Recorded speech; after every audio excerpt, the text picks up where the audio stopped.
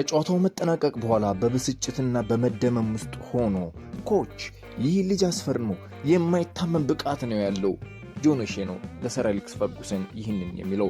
ሊዝበን ላይ በተካሄደው የወዳጅነት ጨዋታ ማንቸስተር ዩናይትድ ከስፖርቲንግ ሊዝበን አገናኝቷል።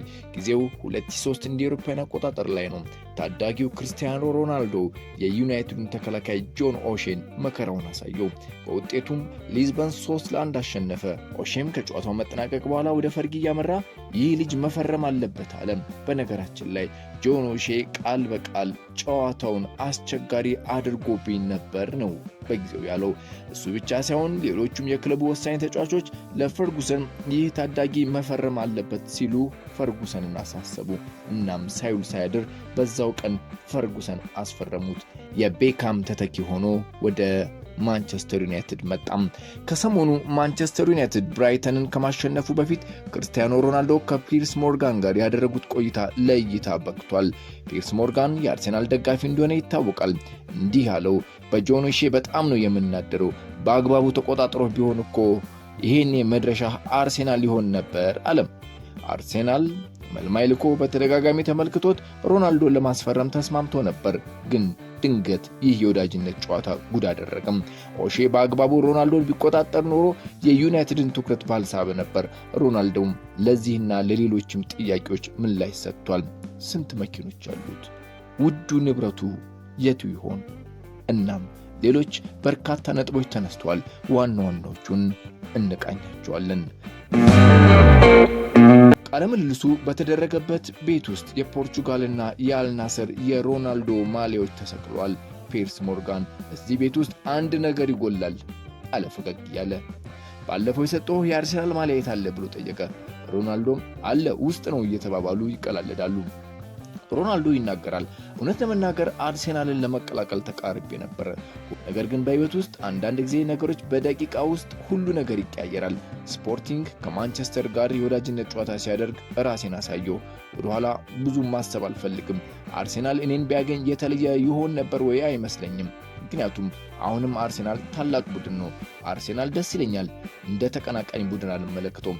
ሲያሸንፉ ደስ ይለኛል፣ ምክንያቱም በአንድ አጋጣሚ ሊቀላቀለው የነበረ ቡድን ነው ይላል ክርስቲያኖ። አርሴን ቬንገር ጋር ሁሉ ተነጋግረው ከጨረሱ በኋላ ያ አጋጣሚ ወደ ዩናይትድ እንዲያመራ እንዳደረገው ብዙ ጊዜ ይነገራል። ፒርስ ሞርጋን በዚህ ምላሽ ተነቃቃ እና ዘንድሮ ዋንጫ ያነሳል ብለህ ትገምታለህ አርሴናል? እስኪ ተስፋ ስጠኝ ይለዋል። ሮናልዶም አዎ የማንሳት እድል አለው። ፕሪሚየር ሊጉ በፉክክሩ ላይ ያሉ ክለቦች የተቀራረበ አቋም ነው ያላቸው። ምን ሊፈጠር እንደሚችል አይታወቅም። ፈታኝ ሊግ ነው፣ ግን አርሴናል የማሸነፍ እድል አለው አለም። ያደርጉታል ትላለህ? ይመስለኛል የሮናልዶ መልስ ነው። ማድረግ ይችላሉ፣ ደግሞም ይቻላል፣ እስኪ እንየው ተባብለዋል። የማንቸስተር ዩናይትድን ውጤት ዕለት ተዕለት ይከታተላል፣ ግን ቁጭቱ ከፍ ያለ ነው። ክለቡ የሚጓዝበት መንገድ ያላወቀ ሲል ይገልጿል። በክለቡ የመጣ በጣም አዝናለሁ። በዓለም ላይ ካሉ በጣም ወሳኝ ነገሮች እስካሁንም በልቤ ውስጥ ስፍራ ያለው ማንቸስተር ዩናይትድ ነው።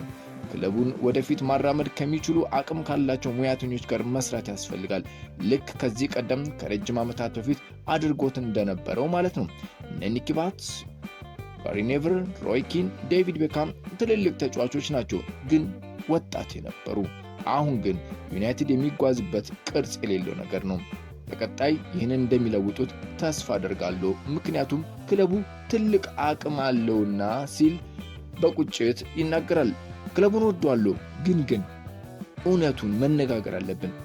በጥሩ መንገድ ላይ እየተጓዙ አይደሉም። ይሄ ሀቅ ነው ብሏል።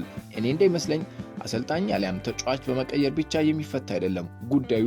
አሰልጣኝ ሩበን አሞሪም በክለቡ ያደረጉት ስለሚገኘው ስራና ለውጥ ተጠይቆም እንዲህ ብሏል። የሚችለው ጥሩ ነገር እያደረገ ነው። ምን ልታደርግ ትችላለህ? ተአምር ደግሞ አይጠበቅም ሲል ሮናልዶ በቁጭት ይናገራል። አሞሪም የሚችለውን ጥሩ እያደረገ ነው። ምን ልታደርግ ትችላለህ? ተአምር ደግሞ አይጠበቅም እና በአንድ ጊዜ ተአምር ሊያደርግ እንደማይችልና ጊዜ እንደሚፈልግ በቡድን ውስጥ ጥቁምታን ሰጥቷል። ስለ ተጫዋቾችም ሲናገር ጥሩ ተጫዋቾች አሉት። ይሁንና አንዳንድ ተጫዋቾች ዩናይትድ ምን እንደሆነ አይምሯቸው ላይ ያልሰረጸ አለ ባይ ነው። ከ12 በላይ ዋንጫዎች ፕሪሚየር ሊግ፣ ቻምፒየንስ ሊግ፣ የባሎን ዶር ያነሳውበት ክለብ ነው። በጣም የሚወደውና በልቤ ውስጥ ቦታ ያለው ግን እየሄደበት የሚገኘው አቅጣጫ ትክክል አይደለም ሲል ይደመድማል። ከፍቅረኛው ጆርጂና ጋር በይፋ ቀለበት ማሰራቸውን በኢንስታግራሟ ጆርጂና ይፋ ማድረጓ ይታወሳል። የልጆቼ እናት ብቻ ስለሆነች ሳይሆን የፍቅሬ የህይወት አጋሬም በመሆኗ ነው፣ ትክክለኛው ጊዜ ነው ሲል ስለ ቀለበቱ ይናገራል። ጂኦ ነው የሚላት ሮናልዶ ጆርጂና ሮድሪጌዝን። ጂኦ ልዩ ናት፣ ትንከባከበኛለች። ይህ በጣም ወሳኝ ነው። ቤተሰቡንም እንደዛው ትንከባከባለች። ቤቱን በጣም ብዙ ጊዜ ነው የሚወስደው። በተቃራኒው ቢሆን ኖሮ ፈጽሞ እኔ የማላደርገው ነገር ነው። ስለ እውነት እኔ ብሆን አላደርገውም፣ ይከብደኛል። እሷ እኔን የምትረዳ እንዲሁም እኔና ቤተሰቡን የምትንከባከብ ናት ይላል። ክርስቲያኖ ቢሊየነር የሆነ የመጀመሪያው እግር ኳስ ተጫዋች ነው። በአልናስር 2 ዓመት ቆይተው 492 ሚሊዮን ፓውንድ ይከፈሏል።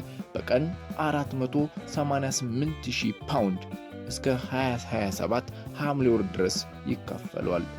እግር ኳስን መቼ ታቆማለህ ሲባል ምላሹ በቅርብ የሚል ነው። ሮናልዶ እግር ኳስን ሲያቆም ምን እንደሚሰራ ያስብ የነበረው 25 እና 26 ዓመቱ ላይ ጀምሮ እንደነበርም ያስታውሳል። ግን እግር ኳስን ማቆም ሳስብ እንባ ይቀድመኛል ነው የሚለው። ግን ሁሉም ነገር መጀመሪያና መጨረሻ ስላለው ለዛ እዘጋጃለሁ ብሏል። ለእኔም ለቤተሰቤም ሰፊ ጊዜ ይኖረናል። ልጆችን አሳድጋለሁ። ልጄን ክርስቲያኖ ጁኒየርንም እከታተላለሁ። በዚህ ዕድሜ መጥፎ ነገር የሚደረግበት ነው። እኔም በዛው ነው ያለፍኩት። በአብዛኛው ለቤተሰቡ ጊዜ የሚሰጥ መሆንን እፈልጋለሁ ነው የሚለው ሮናልዶ። ክርስቲያኖ ጁኒየር አሁን የፖርቹጋል 16 ዓመት በታች ብሔራዊ ቡድን ተጫዋች መሆኑ ይታወቃል። ግብም እያስቆጠረ ነው። በክለብ ደረጃ ለአልናስር ወጣት ቡድን እየተጫወተ ነው። ውድ ንብረትህ የነበረው ምንድን ነው ብሎ ፒርስ ሞርጋን ለጠየቀው ምላሹና ማብራሪያው አንዱ ትኩረት የሳበ ክፍል ነበረ። ውዱ ንብረት የምለው የነበረኝ አውሮፕላን ነው። ከ10 ዓመት በፊት ነበር የገዛሁት፣ ግን አሁን ሸጬዋለሁ።